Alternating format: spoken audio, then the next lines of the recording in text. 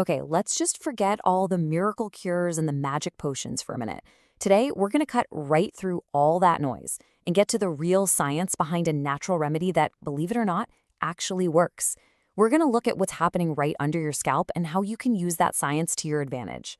So, first things first, let me ask you a really important question. See, hair thinning isn't just this passive thing that happens, it's an active process. Right now, your scalp is either being nourished or it's being slowly, actively starved. Think of your scalp as a battleground, because deep down, below the surface, your hair follicles are facing this constant assault. And this isn't just about a few extra hairs in the shower. We're talking about the little factories that produce your hair getting weaker, shrinking, and eventually just shutting down. So what's causing all this? Well, the science points to a two-front attack. There are really two main culprits working together against your hair, and once you understand them, you can finally start to fight back effectively. So on one side, you have this hormonal assault. A hormone, DHT, physically latches onto your hair follicles and just starts shrinking them until they can't make healthy hair anymore. Then on the other side, you have resource starvation. I mean, your follicles are literally being choked off from the oxygen and nutrients they need to live, all because of poor blood flow. And just how bad is the starvation? The data is pretty shocking. Blood flow to your scalp can drop by up to 40% between the ages of 30 and 60. A 40% cut to the supply line isn't just a minor issue. It's enough to bring the whole hair growth cycle to a grinding halt. But this is where the story gets really interesting, because nature has given us a pretty powerful way to counterattack. Let's talk about the solution: rosemary oil. And no, we are not talking about the herb you cook with. We're talking about a source of powerful biological compounds that can fight this two-front war. So what's inside this oil that makes it such a game changer?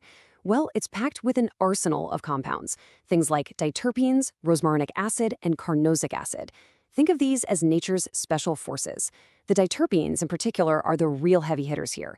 They're scientifically shown to block DHT and, this is the crucial part, to seriously boost that blood flow. So how does it actually work on a biological level? This brings us to the key mechanism, what we're going to call the vasodilation reset. This is exactly how those compounds turn the tables on follicle starvation. Okay, I know it's a big sciencey word, vasodilation, but the concept is actually super simple. It just means your blood vessels relax and get wider. Think of it like a clogged up, narrow pipe suddenly opening up to the size of a fire hose. It just lets way more flow through. And this is where the magic happens. When you massage rosemary oil into your scalp, those active compounds we just talked about get absorbed right through the skin. They make their way down to those tiny little blood vessels that feed your follicles, and they trigger that vasodilation. They literally, physically open up the floodgates. The result is a total reset for your scalp. By widening those blood vessels, you are flushing those previously starved follicles with a huge rush of fresh oxygen and nutrients. You're not just coating the hair, you are fundamentally changing the scalp environment back into one where hair can actually grow and thrive again. All right, the biology sounds amazing, but what does the actual clinical evidence say?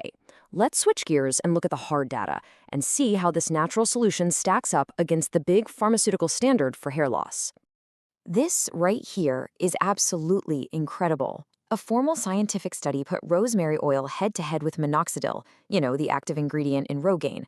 And after 6 straight months of use, the results for hair growth were found to be almost identical.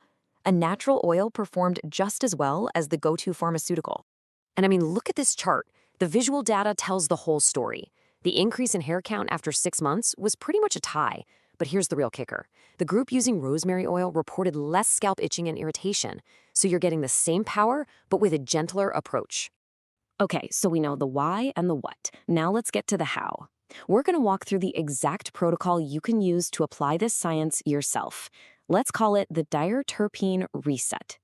So how do you actually do this? Here's the step-by-step. First, mix about 5 to 10 drops of pure rosemary essential oil with a tablespoon of a carrier oil. Castor or coconut oil work great. Second, massage it vigorously into your scalp. You really want to focus on the roots to get that deep vasodilation going. Third, just wait. Let it sit for at least 30 to 60 minutes to make sure everything gets fully absorbed. And finally, step 4, just wash it out. And remember, consistency is key, so try to do this 2 to 3 times every week. Now, it's super important to have realistic expectations here. Hair growth is a marathon, not a sprint. In the first couple of weeks, the first sign you'll probably see is just less hair falling out. After about 6 to 8 weeks, you might start to see those little baby hairs popping up, especially around your hairline. But for that really visible, measurable improvement in thickness and density, you have to give it about 6 months of consistent use, just like they did in the study. So the science is clear.